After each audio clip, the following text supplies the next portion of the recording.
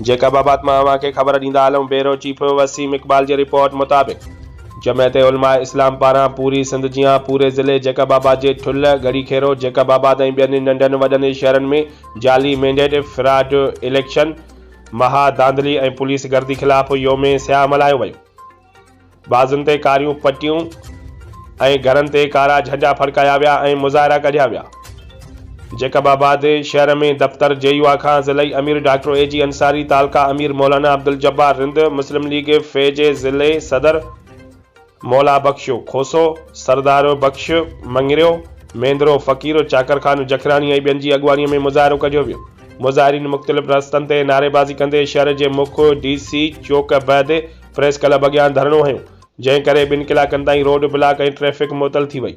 उन मौक़े ते मुक़ररीन चयो त असांजे मैंडेट खे चोरी कयो वियो आहे, जंहिं ख़िलाफ़ पुरअमन मुज़ाहिरीन ते पुलिस गर्दी बुज़दिलानो अमल आहे। उन्हनि चयो त जाली मैंडेट ख़िलाफ़ एहतजाज जारी रहंदो।